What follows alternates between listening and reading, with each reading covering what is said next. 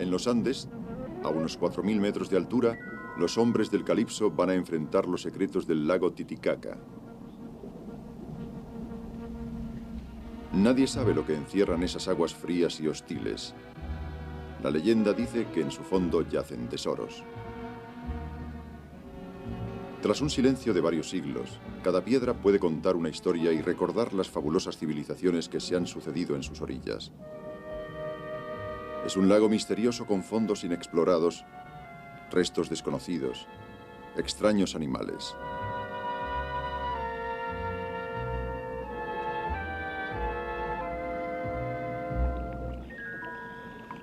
La vida se aferró aquí, a pesar de la implacable hostilidad, y tomó formas de pesadilla.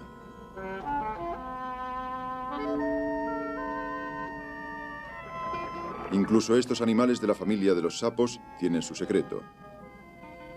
No los hay mayores en el mundo. Los enigmas y leyendas cubren de embrujo las orillas del lago Titicaca. El mundo submarino.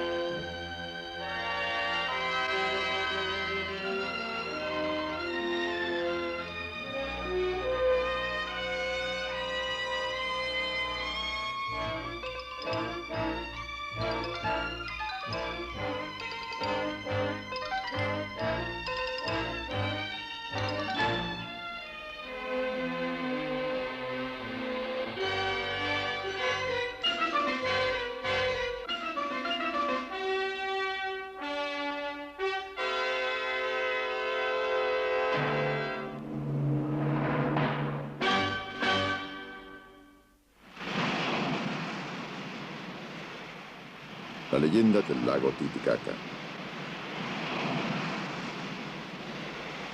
Hoy es 14 de agosto. En las agitadas aguas del Pacífico, un equipo de submarinistas explora un profundo arrecife.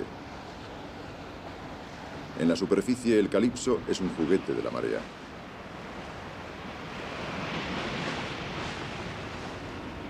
El comandante Cousteau espera el regreso de sus hombres.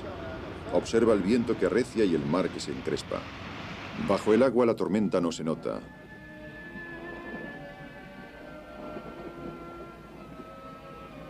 Las corrientes y la marea remueven el mar según ciclos regulares. Los habitantes del arrecife están familiarizados con estos ritmos.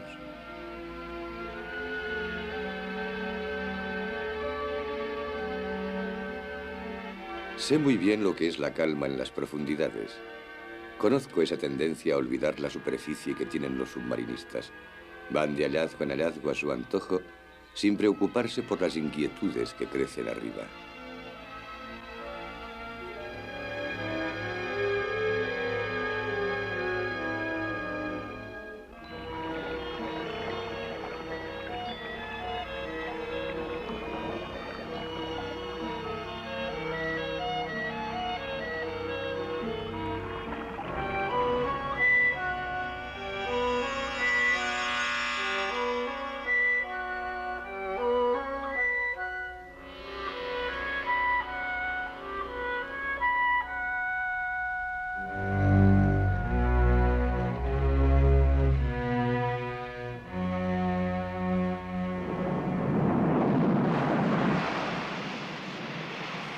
Como sucede a menudo en la mala estación, el tiempo puede cambiar muy deprisa.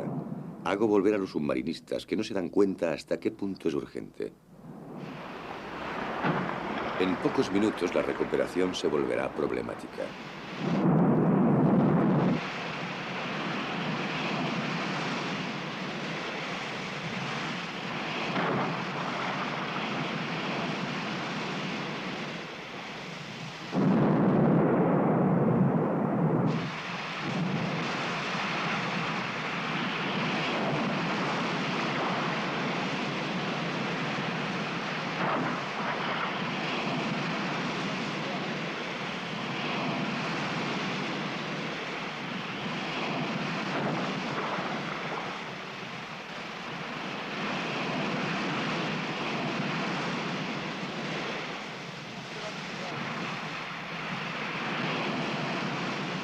Gran contraste para mis compañeros que ahora se tambalean en el puente del Calipso, zarandeados por el bamboleo. Vienen de un universo en el que planeaban como arcángeles y llegan a un mundo en el que de nuevo les aplasta la gravedad. Bueno, Jean-Paul, aquí ya hemos terminado. Ahora nos dirigiremos al Perú, pues dentro de 6 semanas llegará a la estación de las lluvias al lago Titicaca. Cuando estemos en Matarani, cargaremos en el ferrocarril las 2 cápsulas de inmersión y 20 toneladas de material. El tren cruzará los Andes hasta llegar al lago. ¿Por qué el lago Titicaca? Sin duda, la atracción del hombre no bastaría para justificar nuestra elección. Para nosotros, sumergirse a casi 4.000 metros de altura presenta problemas completamente nuevos. Conocemos poco las reglas fisiológicas de la inmersión en altitud. Además, también se sabe muy poco sobre el mismo lago, su profundidad, la vida que alberga, sus orígenes geológicos. Hay además problemas arqueológicos. Allí estaremos en una región inca. Alrededor del lago hay construcciones gigantes, templos. ¿Tienen estas edificaciones prolongaciones subacuáticas en el lago? No lo sabemos. Razón por la cual vamos allá, para resolver problemas de fisiología, biología, geología y arqueología. Sin olvidar las leyendas. Se cuenta que los incas arrojaron al lago, cuando llegaron los españoles, toda clase de tesoros, objetos de oro de gran valor. ¿Quién sabe?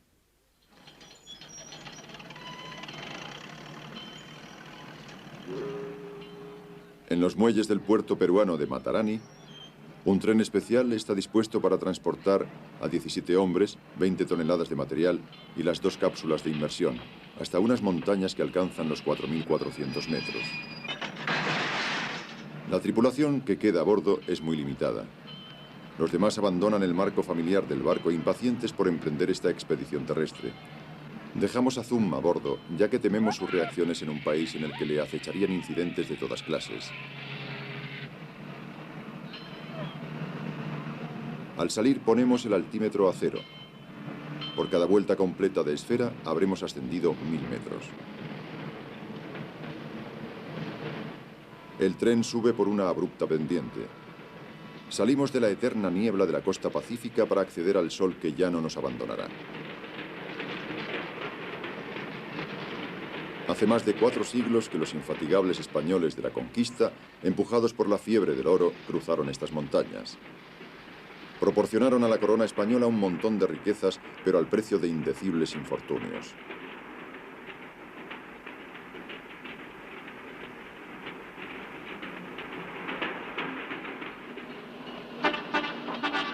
En Pampa de Arrieros, nuestra caravana se detiene para dejar pasar el tren que desciende.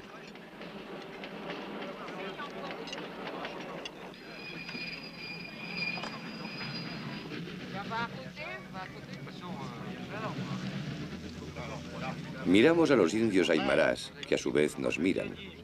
Nuestra mutua curiosidad es grande, pero la posibilidad de entendernos es muy limitada.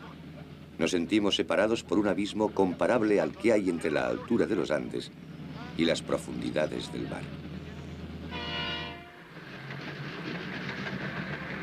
Los incas construyeron una amplia red de caminos a través de las montañas, pero el Perú moderno ha conseguido una hazaña semejante al desplegar vías férreas por estos vertiginosos desfiladeros.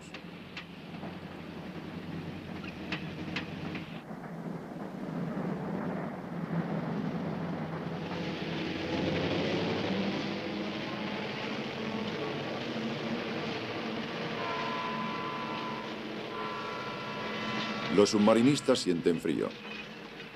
Han permanecido sentados viendo pasar el paisaje. Sin embargo, han podido darse cuenta de que gestos sencillos, como caminar o agacharse, provocan vahidos.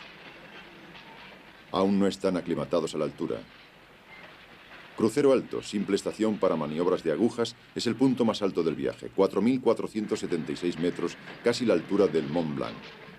Desde aquí la expedición descenderá algunos centenares de metros hasta el mismo lago, a 3.800 metros.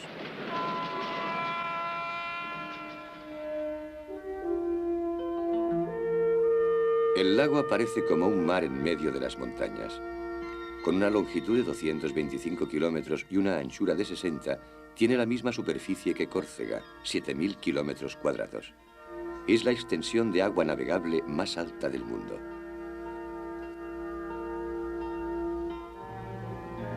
A algunos kilómetros de las orillas del lago, en Tiahuanaco, se levantan las ruinas de una metrópoli religiosa. Los arqueólogos han podido distinguir en esas piedras las huellas de 5 civilizaciones, todas anteriores a los incas. Una gran parte de las obras de arte y de las construcciones que se les atribuye fueron, de hecho, obra de varios pueblos a los que sucedieron. Como los romanos, los incas se encuentran en el primer lugar de la historia, ya que supieron conquistar y organizar sus conquistas. Sin embargo, ninguna de estas civilizaciones precolombinas inventó la menor forma de escritura, y para recordar su pasado solo nos quedan algunas piedras esculpidas, esparcidas por una naturaleza hostil. El lago Titicaca es compartido por Perú y Bolivia. Saliendo del puerto peruano de Puno, en el lago, la expedición se dirige hacia la ciudad de Copacabana, en Bolivia. Será la base de operaciones.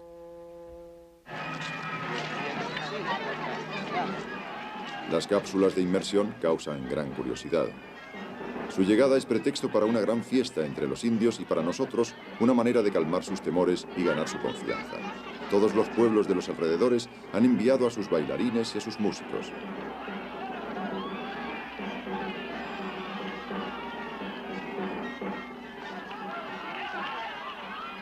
Ritos paganos y ceremonias cristianas se confunden. Las cápsulas de inmersión son adornadas y bendecidas como para un bautismo.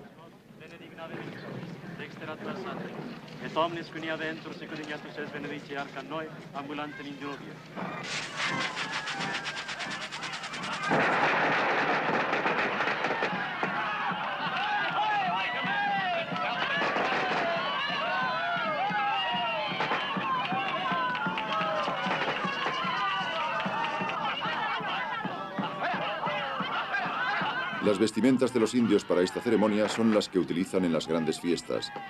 Estas constituyen la única alegría de su monótona existencia. Muchos de estos disfraces y máscaras recuerdan a sus antiguos amos españoles.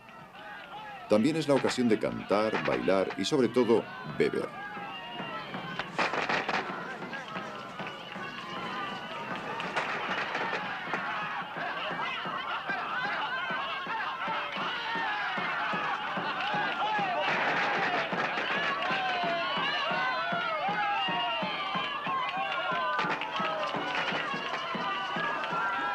Por muy impaciente que esté de comenzar el trabajo, el equipo del Calipso no tiene ninguna intención de interrumpir la fiesta.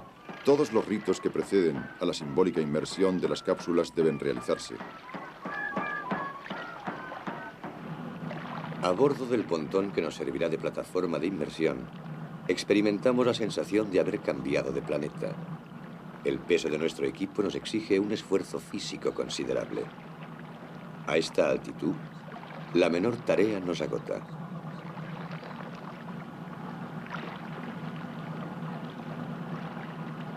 El lago parece inmenso.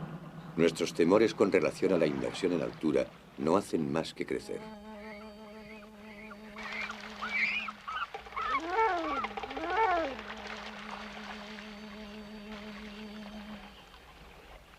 Miramos evolucionar a los cormoranes. En el aire enrarecido de los Andes, los cormoranes, normalmente tan ágiles, tienen dificultades para elevarse de la superficie del lago.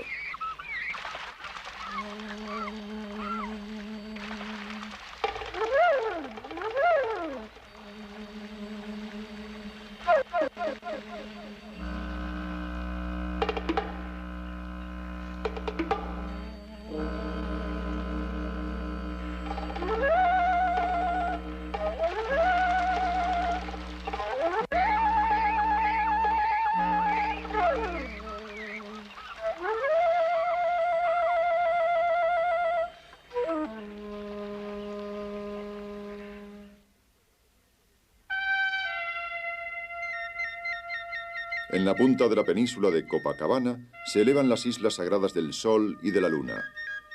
Es sin duda el mejor lugar para empezar las investigaciones. Aunque la temperatura externa no supera los 10 grados, Cousteau encuentra que los efectos del sol son más intensos en este aire enrarecido. Hoy el sol aprieta, ¿eh? Buen día, ¿eh? El lago Titicaca se encuentra en una hoya excavada por los glaciares. Su nivel ha variado en cada glaciación e incluso en la época histórica. Hoy en día crece lentamente. Es posible que las ruinas en las islas sagradas hayan quedado sumergidas. Cousteau explora la orilla en busca de antiguas construcciones que podrían prolongarse bajo el agua.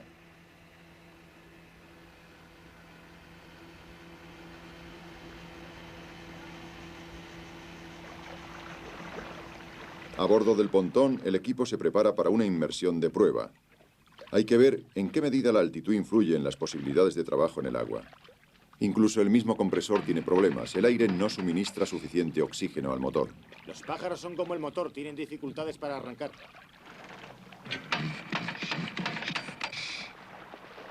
El doctor ha encontrado una solución: alimentar el carburador con una botella de oxígeno puro.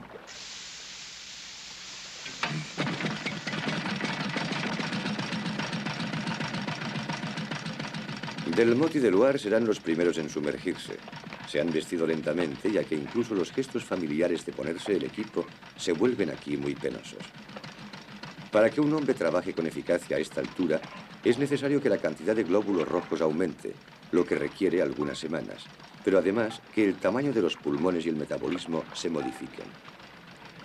El cuerpo humano no se adapta completamente a semejantes condiciones, sino al cabo de al menos 3 generaciones. Queremos filmar esta inmersión inicial para controlar las reacciones de los submarinistas. Incluso tememos que nuestros amigos pierdan el conocimiento, agotados por falta de oxígeno. De hecho, la presión que reina bajo el agua les ayuda. En la superficie, la presión atmosférica es aproximadamente la mitad de la que hay a nivel del mar. Los pulmones, en cada inspiración, solo reciben la mitad de su ración normal de oxígeno.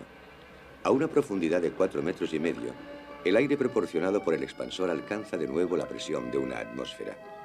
La dosis de oxígeno vuelve a ser la habitual. De este modo, mientras descienden lentamente, los submarinistas experimentan un inesperado bienestar. Una inmensa pradera de un verde intenso se extiende en las profundidades hasta el límite de la vista. A esta altura, la atmósfera está muy enrarecida y es muy seca, la luz intensa. Los rayos del sol penetran profundamente en el lago y favorecen la fotosíntesis y, por lo tanto, la vegetación acuática.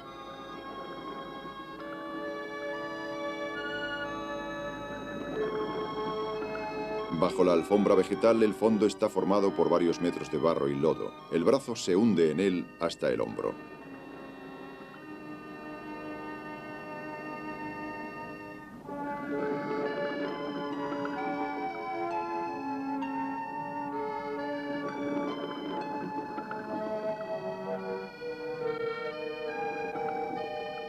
El lago tiene fama de ser rico en peces.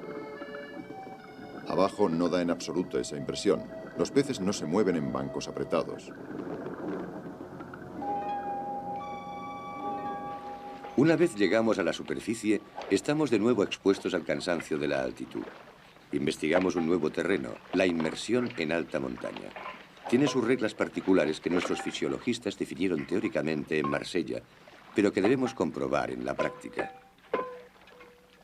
Tras una profunda inmersión y para evitar accidentes de descompresión, es necesario marcar tiempos de espera antes de llegar a la superficie. En el mar, estos descansos se hacen a 6 metros y de nuevo a 3 metros de profundidad. Aquí en altura hemos calculado que hay que hacer esos descansos más próximos a la superficie, a 3,60 metros y a 1,80 metros. Gran estreno para la inmersión en altura. Doctor, nuestras tablas de descompresión modificadas para el lago Titicaca, a 3.800 metros de altura, han resultado exactas. El doctor Jacques Tassi somete a los submarinistas a un profundo examen. El trabajo bajo el agua se muestra menos agotador que los esfuerzos en tierra. Sin embargo, por prudencia, el doctor decide reducir nuestro programa de trabajo.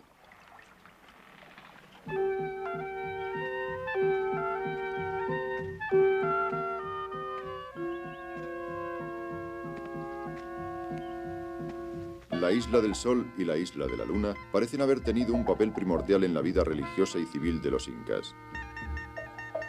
La Isla del Sol está cubierta de restos antiguos. En la Isla de la Luna se encuentra el templo de las vírgenes vestales. El equipo de Calypso determina las dimensiones exactas del templo. Frédéric Dumas, nuestro especialista en arqueología submarina, se maravilla de la técnica de la construcción. Estos bloques de piedra con múltiples ángulos encajan con tal precisión que una hoja de afeitar no se puede introducir entre ellos.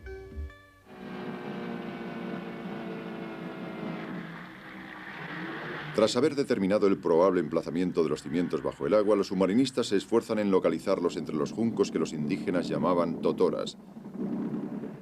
La zodia, que evoluciona con creciente dificultad, las cañas se enredan en la hélice.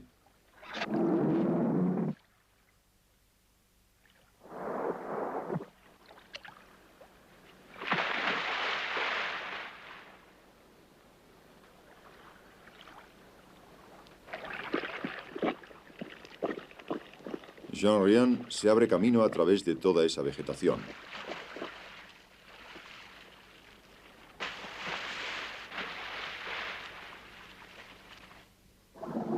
Busca un paso. Avanza trabajosamente por la jungla acuática que amenaza con aprisionarle. La abundancia de totoras proporcionó a los indios el material ideal para el único medio de transporte que conocen. Desde siempre utilizaron piraguas hechas de totoras atadas, cuyo calado es de algunos centímetros y permiten navegar entre las cañas.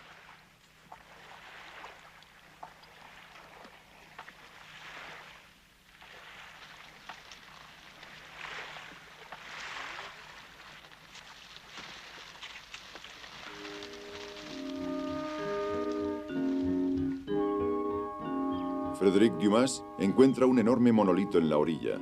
La superficie está carcomida, pero es evidente que esta piedra fue tallada por el hombre.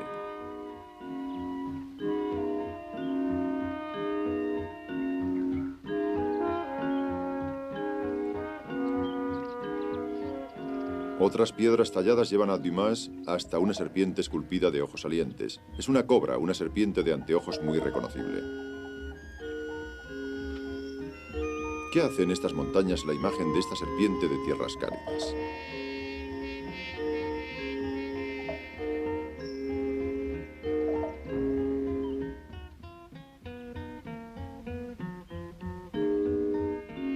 Dumas sigue la pista hasta el lago.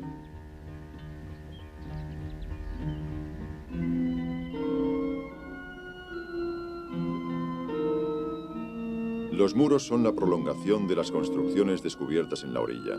El crecimiento de las aguas los ha sumergido lentamente. Estos edificios se remontan a los remotos tiempos de la historia precolombina. Se decía que a menudo estaban recubiertos de oro, lo que dio origen a la leyenda de un tesoro hundido. Estas pocas piedras disipan para siempre las fábulas que inspiraron. Poco a poco esperamos completar el inventario de las ruinas sumergidas.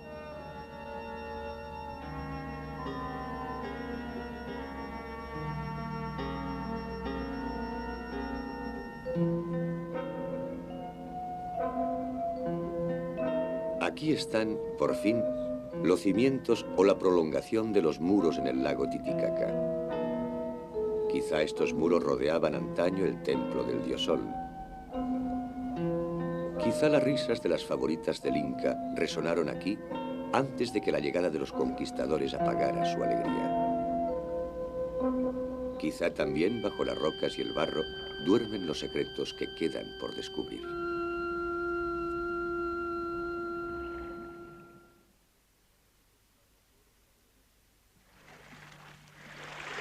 Para la gente del lago, todo lo que no comprenden es inca. Sus informaciones no son de mucha utilidad, aunque nos conducen hasta el viejo del lago. Nacido en la Isla del Sol, ha vivido 86 años en sus orillas.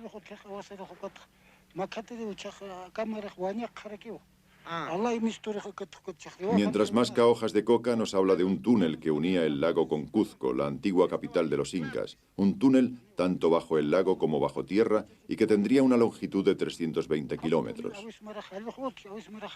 Ya nos habían contado esto. También nos dijeron que existía una cadena de oro de 10 o 15 kilómetros de largo que unía bajo el agua la Isla del Sol y la Isla de la Luna. ¿Qué puede haber de cierto en ello?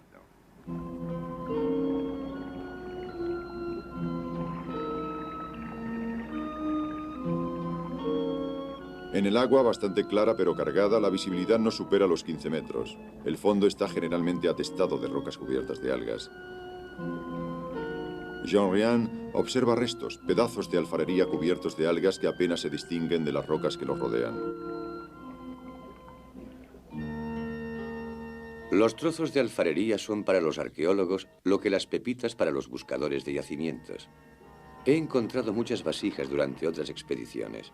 Esto me enseñó prudencia. Todo lo que se puede advertir aquí es que el dibujo que se encuentra en estos fragmentos tiene un carácter bastante primitivo. Serán los expertos los que fijarán la fecha y el origen de los objetos. De este modo, darán un sentido a nuestros descubrimientos. Los objetos cotidianos ofrecen a menudo una mejor imagen del pasado que las joyas enterradas en las tumbas reales.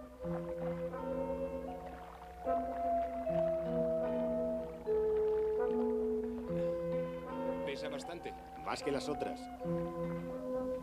Nuestras exploraciones se multiplican y observamos en primer lugar la escasez de peces. Ahora bien, no hay duda de que los peces son el principal alimento de las tradicionales poblaciones del lago, como los urus y los aymarás. El submarinista Ryan se acerca a una de las ciudades flotantes de los indios urus. Son los descendientes bastardos del pueblo del lago, los últimos supervivientes de los primeros habitantes del altiplano andino. Hoy son poco más de 200. Aunque viven sobre el agua, le tienen miedo. También creen que aquel que cae en ella muere enseguida.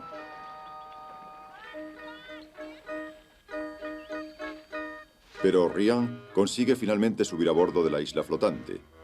Las totoras sirven para todo. Es la verdura, el forraje, el combustible, el material para las chozas, los barcos e incluso para la isla flotante.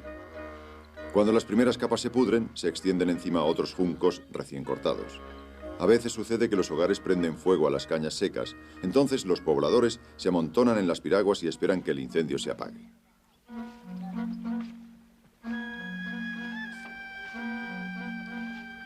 Para un pueblo arisco y supersticioso, Ryan representa el mundo incomprensible de la sociedad moderna. Hasta ahora los indios urus no querían que se les fotografiara, pues según una creencia extendida entre muchos pueblos, el aparato fotográfico arrebata el alma al mismo tiempo que toma la imagen.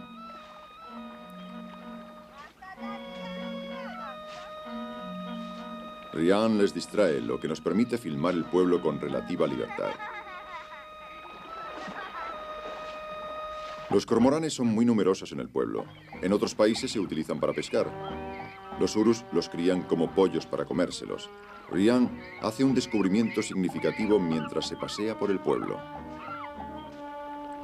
Ve objetos de cerámica idénticos a los encontrados en el lago. Un poco más lejos encuentra un rótulo. Atención, escuela. Pero es una escuela flotante. Ryan se va por donde ha venido. Quizá dentro de una generación las madres convencerán a sus hijos para comer la sopa, amenazándoles con el demonio negro y amarillo que surge de las profundidades.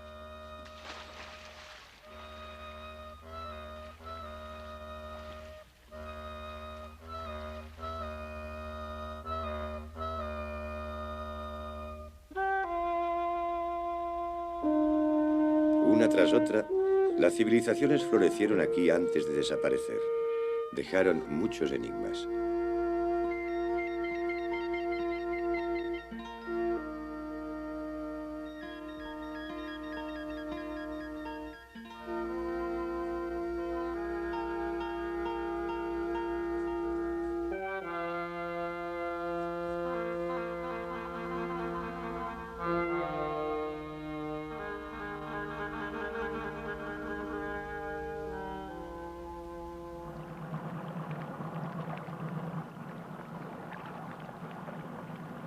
Hay que irse. Vamos. Durante 4 semanas, los submarinistas han explorado las aguas del lago tan lejos y tan profundamente como han podido. Ahora serán las cápsulas de inmersión las que continuarán las exploraciones. Mientras se las pone a punto, los submarinistas empiezan su investigación sobre la fauna.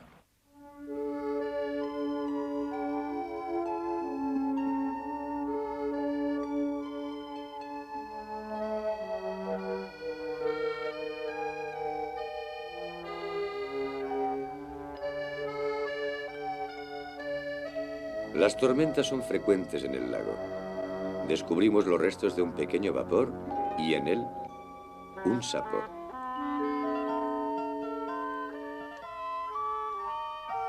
Aquí, incluso los animales tienen su misterio. Estos viven como las ranas y se asemejan a los sapos. Los hemos encontrado por todas partes en el agua, nunca en la superficie. Al aire libre, se asfixian.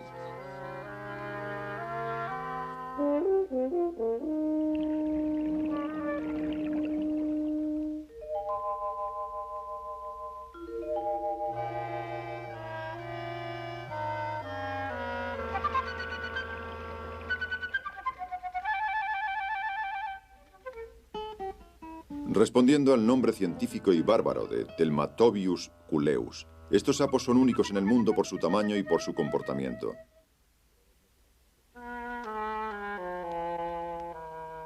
Todos los demás sapos deben respirar en la superficie. Entre los Telmatobius, los pulmones atrofiados son inutilizables. Como no poseen las branquias de los peces, respiran a través de los pliegues de la piel que forman un verdadero manto.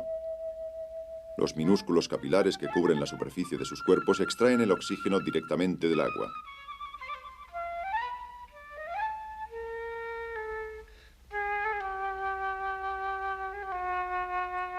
¿Qué es lo que llevó a nuestros amigos los sapos a vivir bajo el agua?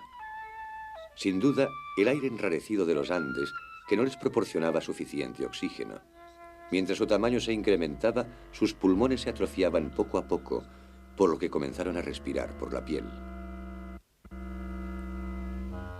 Los sapos pasan la mayor parte de su existencia posados en el fondo del lago. Sumergidos y mudos para siempre, no croan. Los submarinistas del Calipso tuvieron la suerte de sorprender su danza amorosa.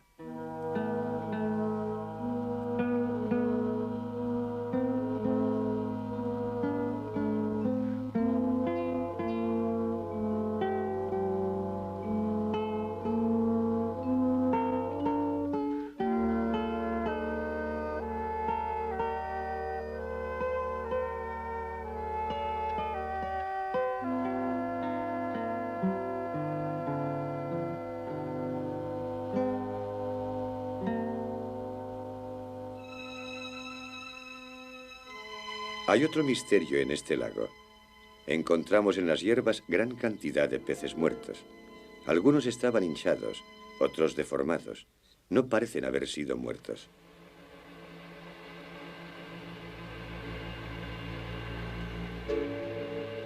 Los sapos se alimentan sobre todo de insectos acuáticos y de pequeños moluscos. No atacarían peces de este tamaño. En cuanto a los numerosos pájaros de las orillas del lago, se tragan la presa. No son ellos, pues, el origen de semejante matanza de peces. Para resolver este nuevo enigma, recogemos unos especímenes que serán enviados al Instituto Oceanográfico de Mónaco para ser disecados y analizados.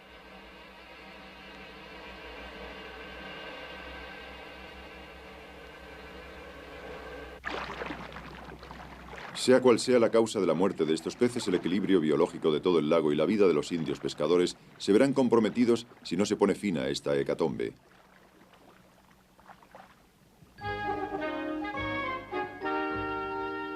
La increíble cantidad de sapos que hemos visto nos induce a intentar un cálculo de su población total en el lago.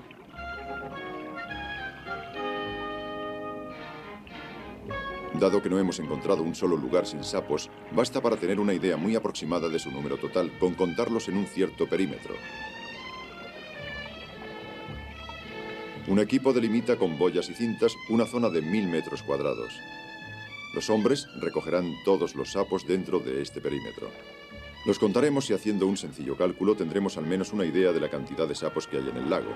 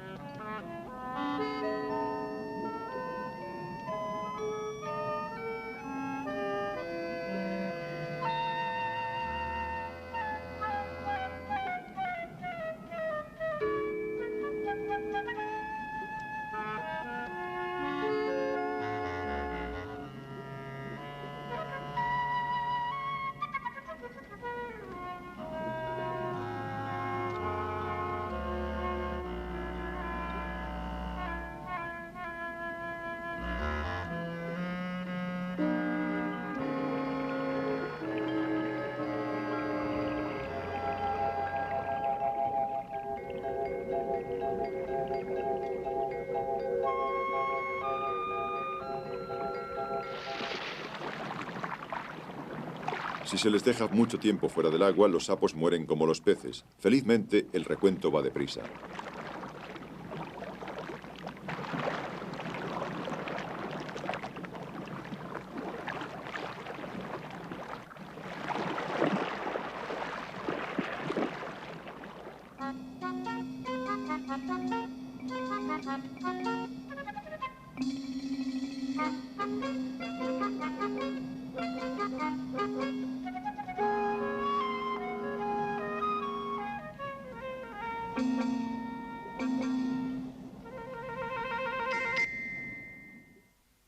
No, ese no.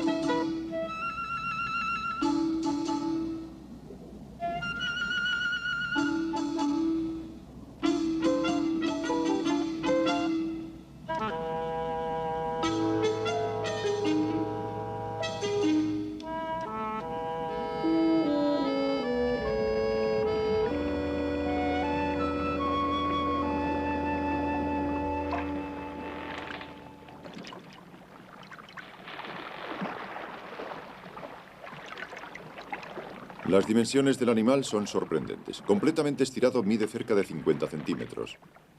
Las ancas son casi 2 veces más largas que el cuerpo. El sapo puede alcanzar 1 kilo.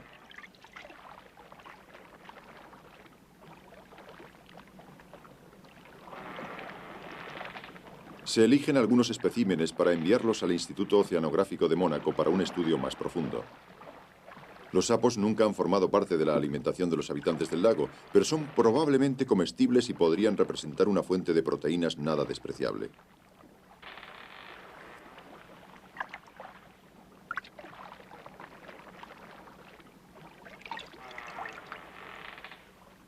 Cada sapo ostenta señales distintivas, dibujos, manchas que difieren y colores que van del amarillo al marrón oscuro. Una vez terminado el recuento, los sapos son puestos en libertad. La población total del lago Titicaca puede estimarse en 1000 millones de sapos.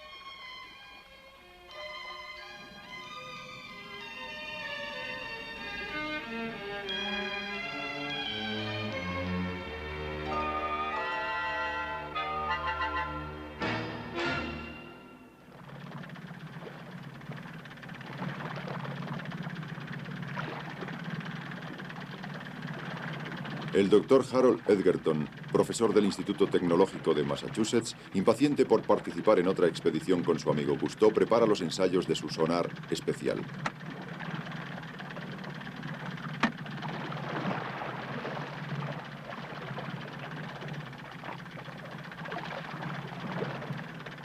Es una sonda perfeccionada cuya señal acústica indica no solo la profundidad, sino también la naturaleza del fondo, lodo, arena o roca.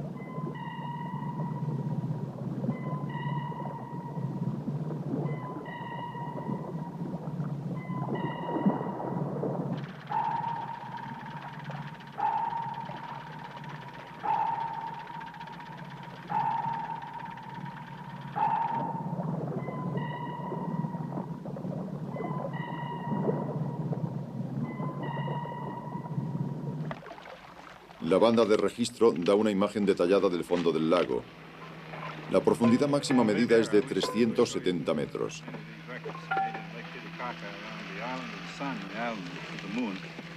One of the most interesting areas has been plotted up on another chart,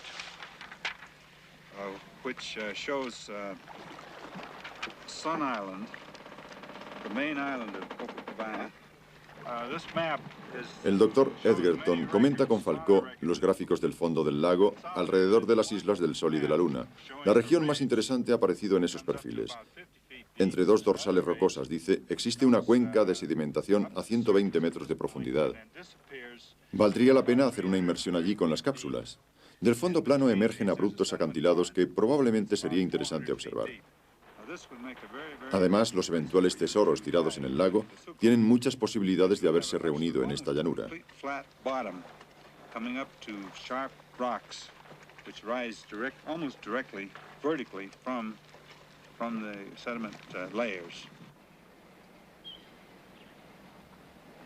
Finalmente, las cápsulas de inmersión, que familiarmente llamamos pulgas, van a relevar a los submarinistas. Uno creería encontrarse en el Mediterráneo en invierno. Sí, confieso que tengo dificultades para imaginarme que no estamos en el mar, que se trata de un lago. Un lago a 3.800 metros de altura y que en agua dulce el empuje de Arquímedes es menor que en el agua del mar. Nuestras cápsulas, que pesan cerca de 2 toneladas en el aire libre, están perfectamente equilibradas para el agua de mar. Pensamos que en agua dulce serán 70 kilos más pesadas. Vamos a añadir flotadores sujetados en la parte superior de las cápsulas. Nuestros pilotos, gracias a esos flotadores, podrán evolucionar con tanta soltura en el lago Titicaca como en el océano. El pontón y la grúa están a punto. La tripulación procede a las últimas comprobaciones. Cousteau y Falcó van a tomar los mandos.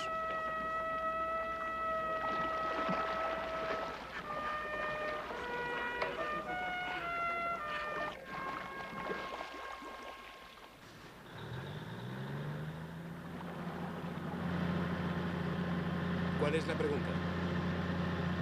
Está todo en orden. Ya podéis bajarlo.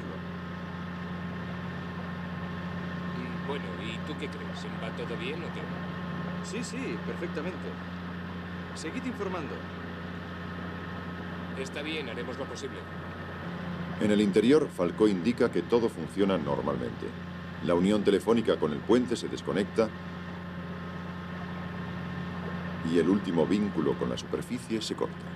Todo irá bien, tranquilos, aunque sea en esa altitud. Ahí va.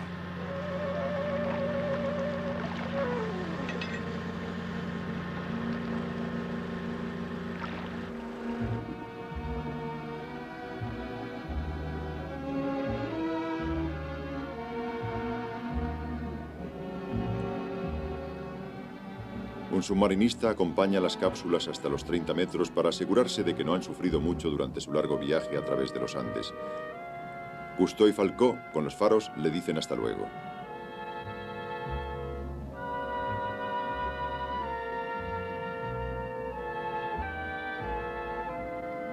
Habíamos calculado exactamente la nueva flotabilidad en el agua dulce y nuestros ingenios se muestran muy manejables a pesar de las modificaciones que han sufrido. Comunico mis impresiones a Falcó y decidimos filmarnos el uno al otro mientras filmamos el fondo del lago. Nos sentimos menos desconcertados en nuestros submarinos miniatura, rodeados de los instrumentos familiares de a bordo, que ante la desolación de los Andes. Las cápsulas, propulsadas y dirigidas por reacción gracias a las toberas orientables, maniobran con precisión. Cada una lleva 2 cámaras para filmar de cerca y de lejos. Estos pequeños submarinos, capaces de descender hasta los 600 metros, abren nuevos terrenos de exploración.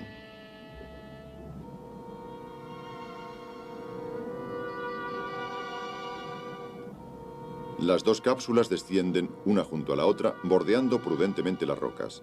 La carta levantada gracias a los registros del sonar del Dr. Edgerton sirve de guía a los pilotos. A 120 metros, los submarinos alcanzan la cuenca sedimentaria observada por el Dr. Edgerton. Empieza el largo viaje por encima del lodo.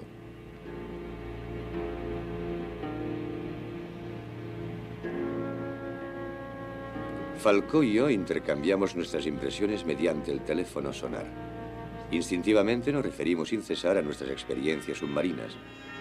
El agua del lago es casi tan clara como el agua de alta mar. El plancton de agua dulce apenas nos parece menos abundante.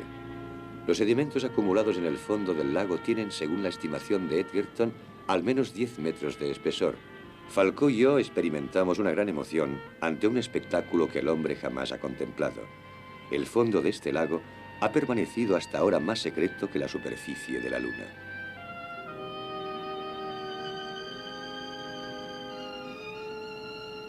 Más o menos en medio de esta llanura aparecen huellas incomprensibles.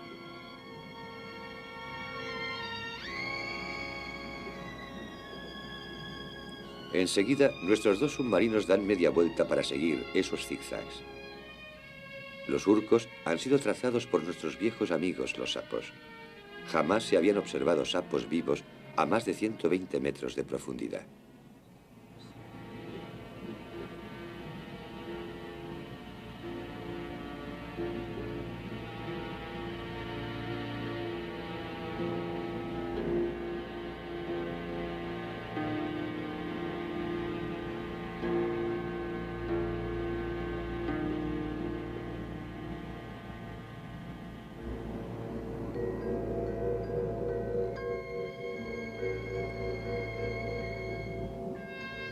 Las cápsulas han cruzado esta llanura sedimentaria y acaban de llegar a la arista rocosa observada por el sonar. Es bastante semejante a una columna vertebral gigante. La exploración ha terminado.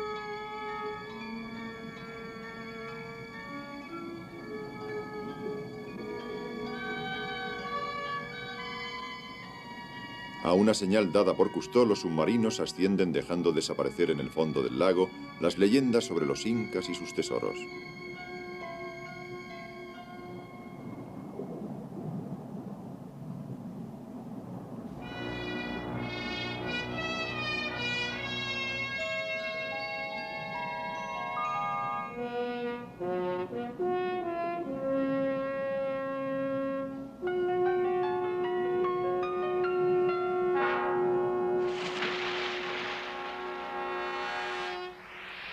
En la superficie, los dos submarinos miniatura resoplan como ballenas, indicando así su posición al pontón.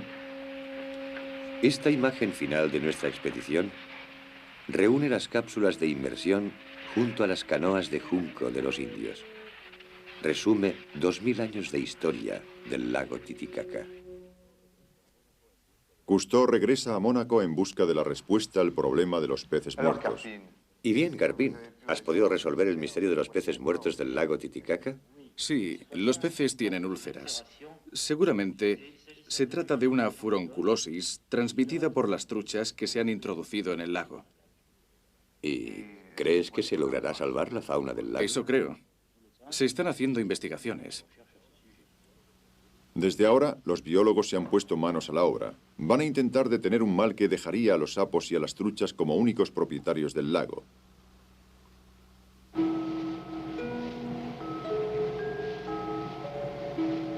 El Calypso vuelve a alta mar.